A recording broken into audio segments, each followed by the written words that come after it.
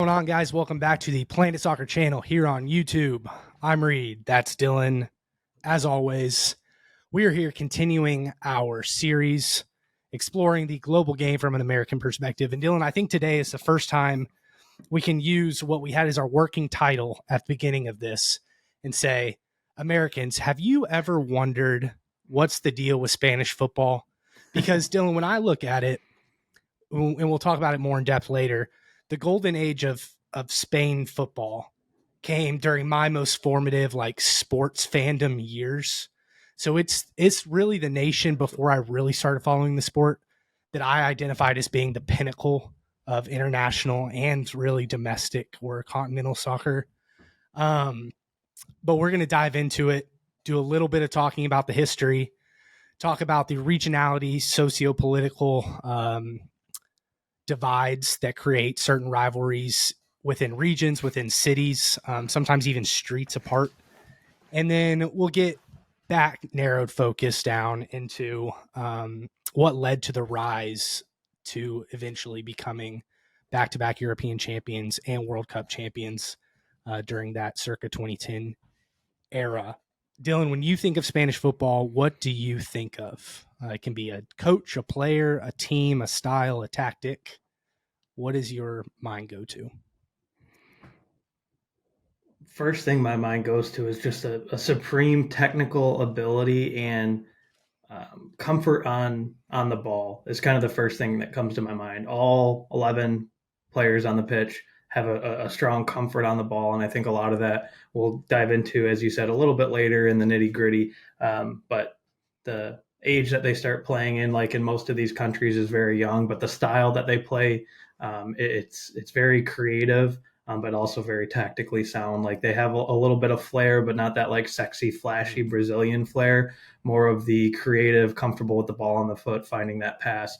Really, tacticians, if you will, kind of composers. A great Spanish midfielder is kind of a composer of a whole side. And I think that can be traced back decades and generations of players as to where that started. But that's kind of the first thing that always comes to my mind is just a very sound, comfortable on the ball, and very tactical. Yeah, I think you make a good point, kind of comparing them with Brazil. Brazil is a lot of flair and show, sometimes without really a plan to get to that end product. But Spain feels cohesive. It feels coherent, symmetrical, organized, but while retaining that beautiful game aspect of the beautiful game. It's kind of a cool hybrid between German football and Brazilian football in a way, because there is more flash and flair and dribbling ability that you see with Spanish players compared to German players, where it is purely tactical. It is very much in German football. You can really get a sense of you can really get a sense of like the technological or engineering background of a lot of German people in German football. And in Brazil, it is much more futsal, kind of street ball version, artistic.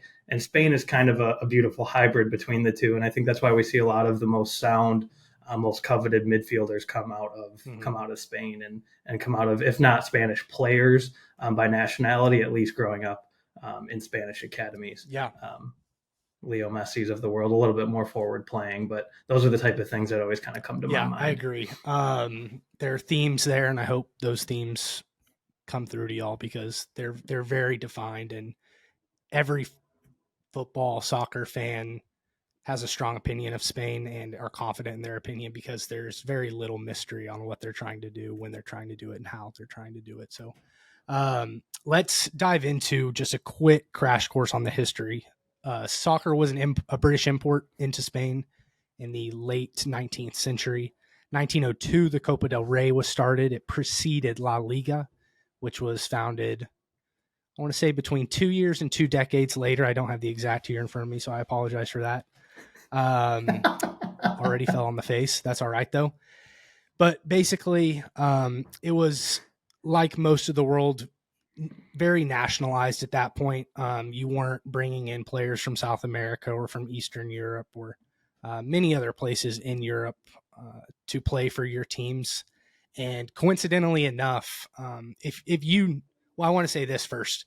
Spain and kind of the history, the evolution, and the trajectory of the sport in that country is a great representative of why I love soccer. I was that kid that loved going to history class, and the evolution of Spanish soccer mirrors that of world history, albeit in a different way because the Spanish Civil War actually coincided more or less with the dates of World War II. So while the rest of the world was focused on one thing, Spain was trying to get their stuff together inside their borders. However, it did lead to kind of a shutdown of the sport, the culture, a closed borders situation going on there during the Civil War.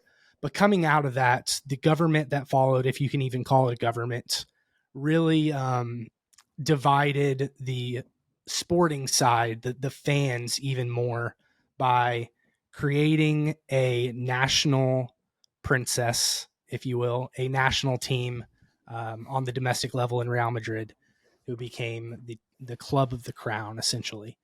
And the ripple effect from that was these regional rivalries that we're going to talk about.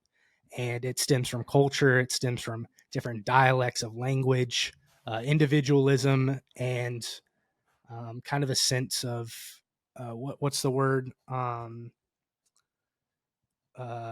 Separatists, the Catalan separatist movement, and then the teams that were opposed to that, essentially. So, Yeah, I think that's kind of one of the most interesting things to me when thinking about soccer in Spain is that like extreme regionality. Like we hear about it a little bit in England, which is a league we and most of our listeners probably follow the closest, but it's completely regionalized in Spain, and you already touched on it a little bit. The kind of more separatist or opposition to the crown initially in the Catalan province kind of reminds me of if Scotland and England were, yes, they're under the United Kingdom, but if they were truly one country, and those kind of rivalries that have brewed, or the Rangers versus Celtic rivalry, one is supporting the crown, one was supporting independence. That's probably and the I think best that comp is for some of something that's really, I would say.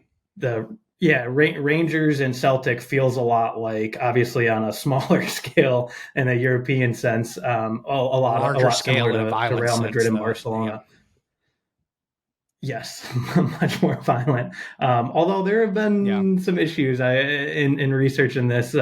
One of the first Copa del Rey's after the Civil War, there were bottles being thrown at the Barcelona goalkeeper when they were playing at what is now Bernabeu, and crazy history there. But it really stems a lot from those political uprisings in the Spanish Civil War. And most notably or most recognizably, it is in Barcelona and their Catalan pride and their belief that a lot of people in that region identify as more Catalonian than they do Spanish in a lot of senses. And they have the motto "Més que un club," which is really highlighting the emphasis that they have on their region and their club being something, a sense of pride in their community, more so than maybe their national team always is. And it really transcends just footballing rivalries. Like you have rivalries in the north of England versus the south of England, but it's not a political rivalry most often. And you get a lot more of that political rivalry between the Catalan province teams and the teams of the rest of Spain.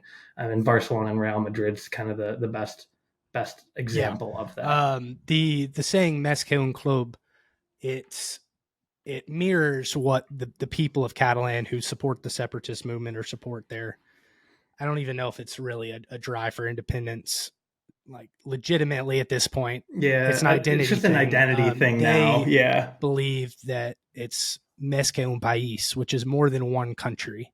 They are Spanish, but they identify as Catalan first because of the differences in so much of the culture and language. kind of reminds me of the American Yeah. Southeast in a way. It almost is like an Yeah. SEC vibe. Like we believe in our way of life. We believe in our principles that while we are a part of this greater, larger country, we're proud of our Yeah. heritage first. Where you'll get a lot of people in Alabama that or in Georgia that identify more as being Yeah, Southern you than get the American at SEC times. And SEC that's a lot of the chant vibes I kind at of the get end of from games that. from SEC teams and against SEC teams when they lose, um, highlighting more of that regional identification than the individual team identification. So it is interesting, and there are aspects of it that mirror America, which is always fun to bring back to because that's the point of this podcast. Let's talk about Catalan real fast. You've already touched on it. Barcelona has a neighbor, Espanyol, who essentially is started out at least as the antithesis of the separatist movement. It was the club in Barcelona that supported the Spanish nationalism and the Spanish crown, and that created a very regional, very political rivalry, heated back then, and it still is to this day, but not as much on the field as it is off, and for the fans, it's not as much of a rivalry on the field. You've also got the Basque region, which is just absolutely fascinating.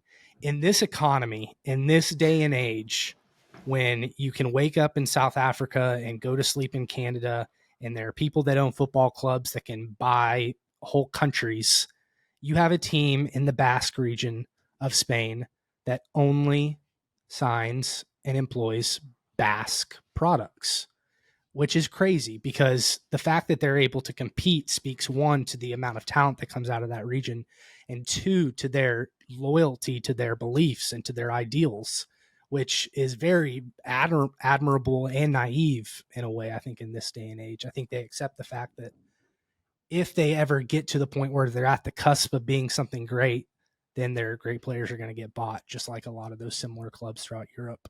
So you have to have a real conviction for your beliefs and your values to be a team like Athletic Bilbao, who only employs Basque region players. And then you got Sociedad. Go ahead, Dylan. Yeah, and Take it.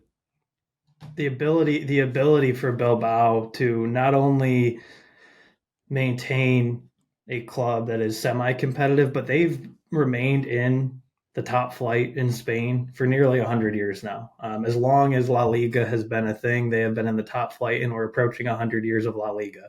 And not like scraping the barrel, hanging around, avoiding relegation. They're very regularly in the top half of the table. Feels very They've Everton. qualified for Europe on Don't numerous take into consideration where Everton is now, and but kind of historically a similar kind of vibe and reputation as Everton in yeah, England yeah, today.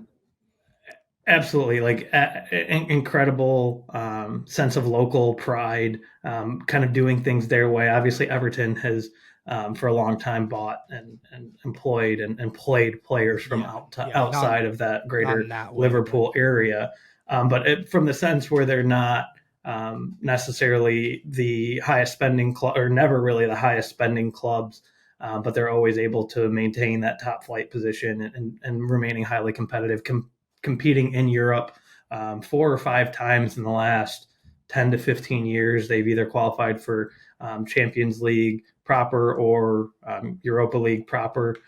It's honestly, it's one of the coolest stories in soccer. And when we were prepping for this, I kind of joked we could probably do a whole episode if we really wanted to, and there was enough interest in just the history of Athletic Bilbao and the things that have to be in place to have that kind of success when you're only looking at players from a not only from a certain country but from a certain region in a country.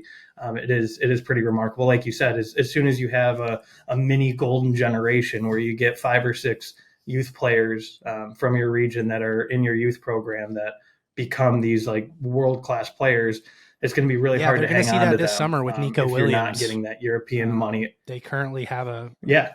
I mean, he's already rumored for like 60 million, $50 million transfer to like a Chelsea or Liverpool or Newcastle has been floated. A lot of European powerhouses are looking to poach that, and that's kind of the regular occurrence there. But being able to subsidize losing those guys with only bringing in guys from that same region is Yeah. it's honestly mind blowing. I would love to do a deeper dive into it sometime because it seems impossible, but they've been able to do it. And then on the flip side, you have Real Sociedad, also in the Basque region, Who's kind of very going storied through team. a similar Lots what of we just talked success. about with Bilbao. They're kind of in a golden age, or like they have guys who have stepped up and developed to their max potential.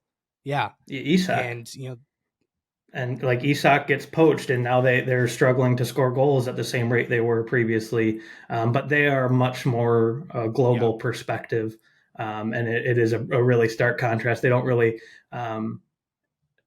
put a whole lot of stock into that Basque culture from on the field perspective. Still very passionate Basque fans and very proud Basque club, but they're doing it in a much different way, a much more traditional way. As you said, in this economy, it's crazy seeing what Bilbao is doing, and Sociedad's kind of a little bit the opposite of that, where they sign Kieran Tierney, they have a South Korean midfielder. I cannot think of his name right now, but they're very open to kind of the globalization of soccer in Spain right were you now. talking about So it is Sociedad, right? a stark contrast You're there in talking about Basque. Kubo?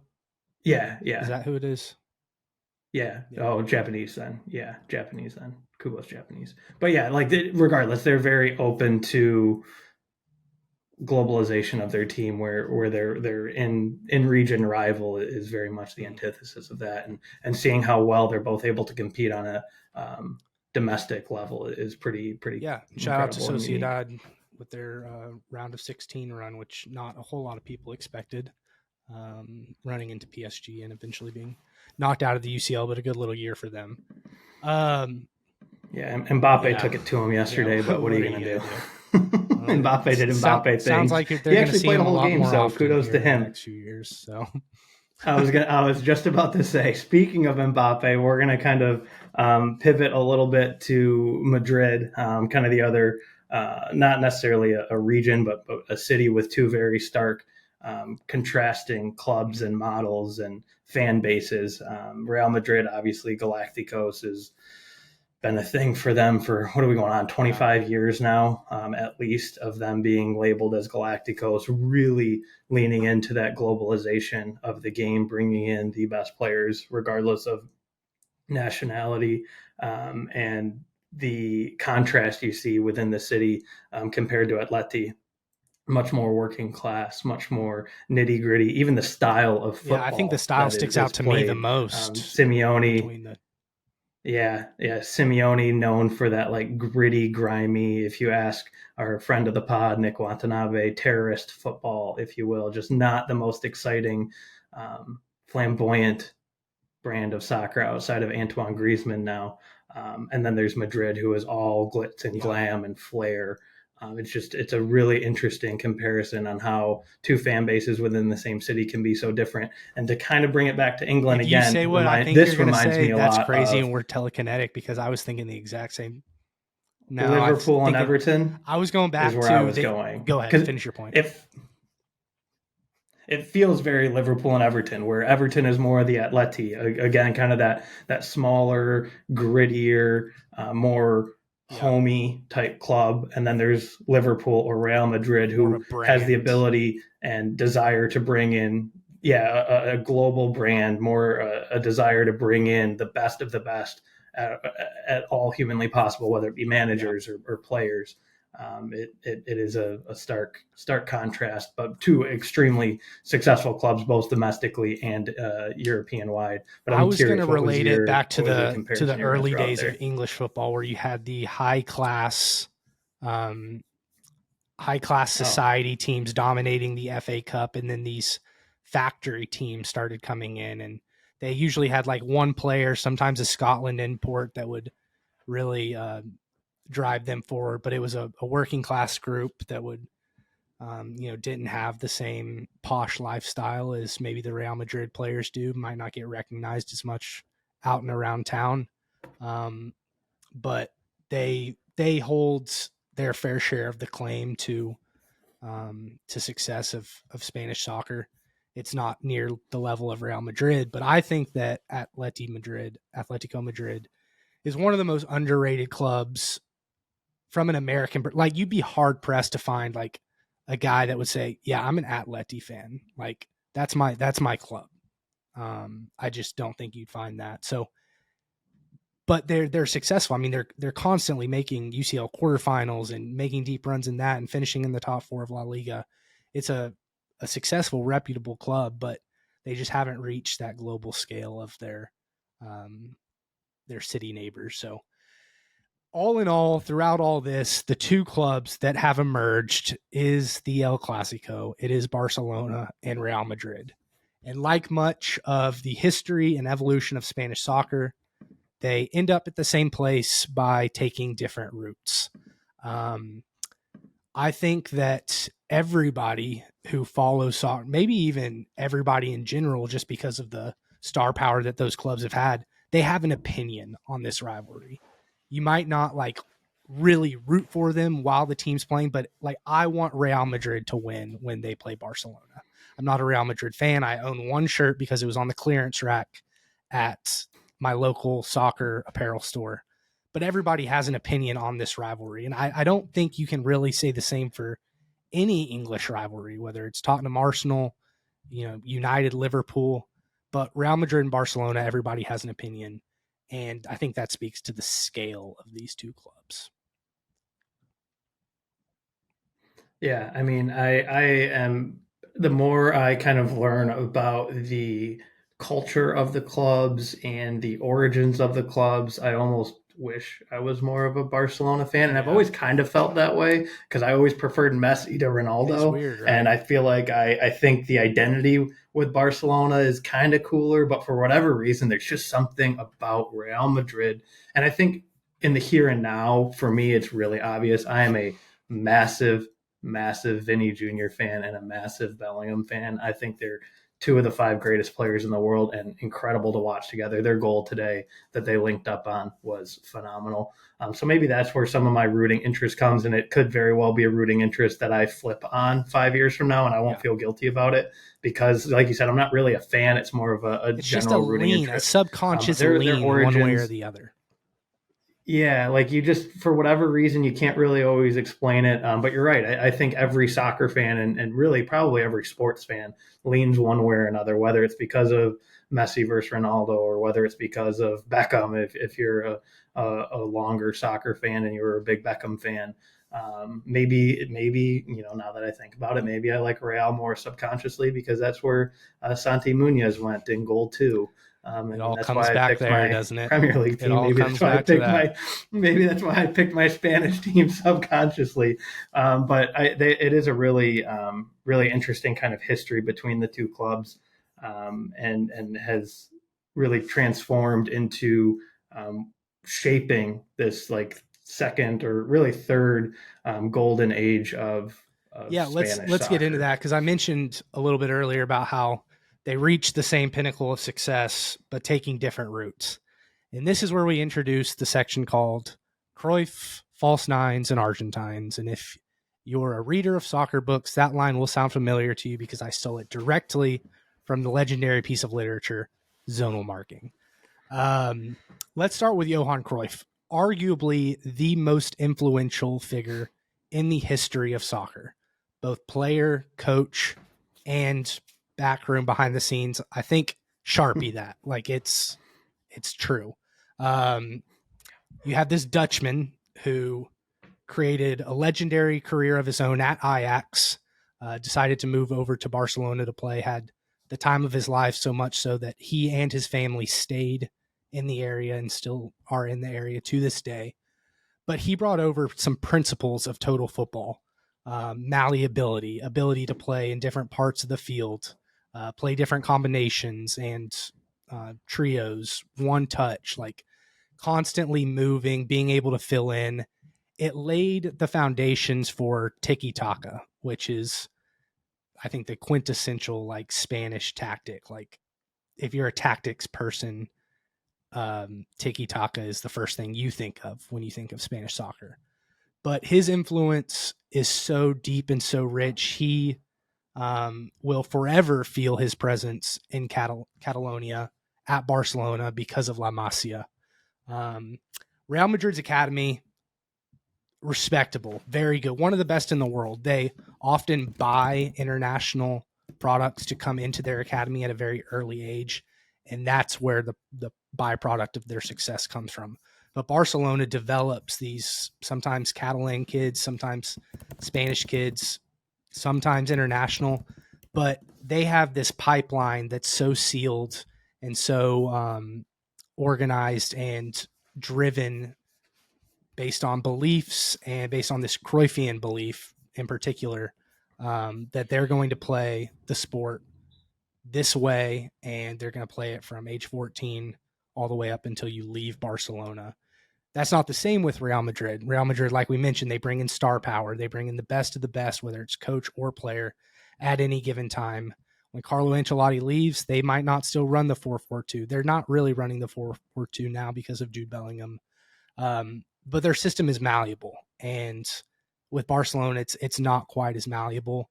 However, it's molded from an early age. So, Dylan, when we're talking about the difference in the rise of these two clubs, Real Madrid's came much faster because of the endorsement from the crown.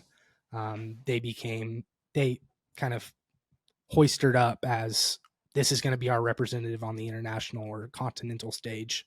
Barcelona was more of a process. You mentioned thinking about that. You kind of want to lean more Barcelona, but something about you just still leans Madrid. Talk about these two teams and their roots and kind of your perspective on it, with your knowledge and your beliefs. Yeah, I really think that the Real Madrid way, and this isn't like some groundbreaking opinion, is much more linked to the things that people think are wrong with football right now. And they were the pioneers of we it. always hear about Chelsea's buying too many players and having too deep of a bench and stunting development of players. Like Mudryk, I think has had and / has the ability to be a maybe not world-class player, but a very successful player on the global scale. But he got bought by Chelsea and kind of, I think it probably staggered his growth a little bit. Where if he would have been in a Barcelona system for longer, I think it would have molded him into be a better player. Where Real Madrid is more buying everything in sight and seeing what sticks. And it kind of was the start of it was them and kind of Manchester United just buying up as much talent as you could and making it work within a new system, maybe even year in and year out. And it does make it a little bit harder to, like if I was a Spanish soccer fan first, and I'm by no means am, it's probably my third favorite league to follow. But if I was, that would be a much less attractive product or a much less attractive thing to root for, especially on that continental scale, because anybody can buy elite players. Not everybody can make it work, but everybody can buy the best players and get some sort of success out of it. Where Barcelona, it is much more structured. I think if I think you would be lying, or somebody would be lying if they told you they would rather their club be run like Real Madrid than Barcelona. Typically, I know now we have the financial issues that are coming into play with Barcelona, but historically, I think Barcelona has much more of a sustainable model for success and a much more enjoyable model for success. You hear about Messi getting signed at 13 on a napkin. That's now up for sale if you have a lot of pocket change that you want to get rid of. Yeah, if you got 70 grand just laying around, you can buy a napkin. That was Messi's first contract.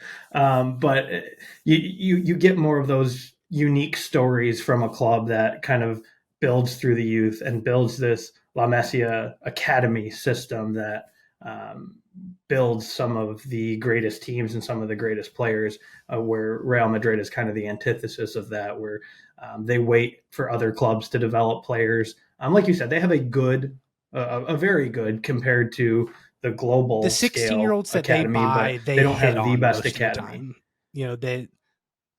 Because they buy them at 16 though, and they buy them when they've already started to fully develop, where a lot of Barcelona youth signings are at the age of 8, 9, 10, 11, 12, 13 in Messi's case, and then they mold Yeah. them into their style of player and teach them their style of game. And that's a little bit more respectable and a little bit more fun probably as a Also fan. more American. So as I'm talking through all of this, and it is a little bit more American. As I'm talking through this, it's a little bit more attractive, and I'm like becoming less and less Real Madrid Right passionate before as your we like very eyes, research this and folks. talk You're about seeing it. it happen. Yeah, right before your eyes, people. You're going to see me in a Barcelona shirt this time next year, probably. Actually, no, because I don't want Spotify on the front of a shirt. Um, but it is really interesting to see kind of the differences in how they were able to reach such success, and the fact that they were able to reach such high levels of success in vastly different ways. But Real Madrid, the first thing I kind of think of is really that first team to ruin the game of football the way people are talking about it now. Like nobody really had issues when they were doing it, to my knowledge. Obviously, in 2004, I wasn't reading the Sun or whatever in England. I'm sure there were people complaining about it then, but it's getting a lot more global attention now. That just buying up the best players isn't fair. It isn't fun, and that's what Real Madrid is built on. Where Barcelona is much more youth development and local kind of vibe and feel to it. Yeah. I think that moving on to I'm going to move on to Argentines next, because both clubs can credit a particular different particular Argentine player that really catapulted them to the peak of their success. And you can argue when Madrid's peak was, whether it was very early on, like when they were hoisted up by the crown, or in that run of 4 out of 5 Champions Leagues. However, Alfredo Di Stefano came in early on in kind of the opening up of Spanish teams, came over to Real Madrid, became, him and Pele probably at that time were considered the best in the world, 1 and 2. And he created an era of dominance in the 60s into 70s that was unmatched in soccer to that point on a domestic club level. And then obviously Barcelona had success in the 80s, and when they had Cruyff, and they were successful, but they reached their pinnacle when Lionel Messi fully developed, graduated from the academy, and started playing in the first team when Barcelona won like 3 of 6 Champions Leagues. That's kind of just more proof to that like process. Like I think Cruyff was kind of the initiation of that process. He helped them. He was by no means was he signed as a young player. He was a world record transfer at the time, and $6 million world record transfer. You can't even get a starting fullback on a top 10 Premier League team for $6 million. Really, you can't get a starting fullback on any Premier League team at $6 million, and they got the best player in the world for $6 million. It's just crazy how that has changed. But he won the first La Liga title for Barcelona in over 10 years. They in researching this, there was a New York Times writer on record for saying he did more for the people of Catalonia in 90 minutes of football against Real Madrid to secure the La Liga title than any politician had done in decades of political struggle, which is probably a slight overstatement, but does just go to speak to the passion and the importance of Barcelona in that providence in Spain. And it is pretty incredible to see that he was kind of the initiation of that, and then what he brought over really transformed their club for years coming forward, because at that time they were spending just as much as Real Madrid, and they still spend lots of money. Obviously, Lewandowski wasn't cheap by any means, but he was integral, like you said, kind of changing the culture there and implementing the development of total football in a Spanish sense, or that tiki-taka football in Spain, and was a huge he had so much for of an influence that two also very prominent Barcelona coaches that came after him were Louis van Gaal and Frank Rijkaard, who share. I know Van Gaal and Cruyff have their differences and their their fights, their little spats, but idealistically, they are the same product of the Dutch system. So Cruyff had a hand in bringing in coaches after he was done really messing around in the day-to-day stuff. He really tried to keep that pipeline going. Dylan, I'm springing this on you right now, but due to the length that this episode is going, I want to do 2 parts. End this one kind of here.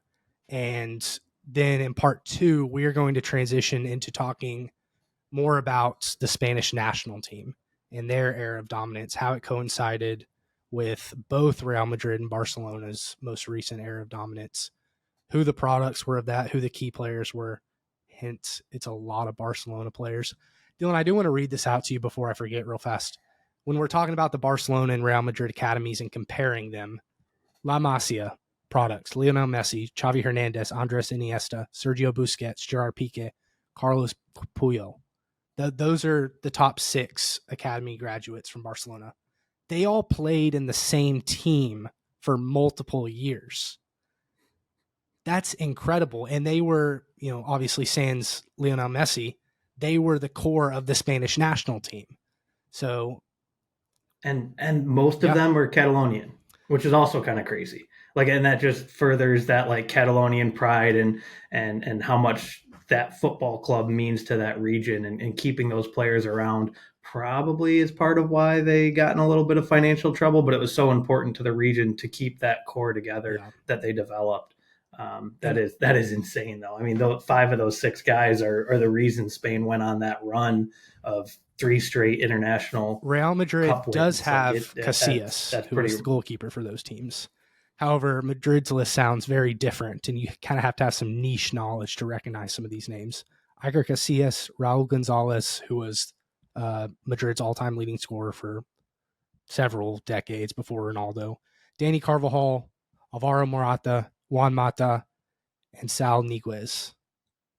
Not quite the star-studded list that Barcelona is. So that is kind of a check figure for us that we were correct in what we were saying earlier. So, guys, we appreciate y'all watching this episode. Make sure to come back for part 2, where we dive into the ripple effects of what we've talked about so far and how it created this golden age of Spanish national team dominance, because it was dominant. Like, maybe the most dominant 5-year span we've ever seen in international soccer, to win back-to-back Euros sandwiched with a World Cup. It's unheard of. We will have that out probably at the time this episode goes live. So go check that one out as well. We appreciate y'all watching. As always, make sure to like, subscribe, comment, follow, share, and catch me and Dylan, spoiler alert, on some other podcasts. We've created names for ourselves maybe, and we're going to be popping up on Soccer YouTube here and there. Plug in the Planet Soccer Podcast. Proud Americans. Y'all have a great night, great day, great morning, and we will talk to y'all next time.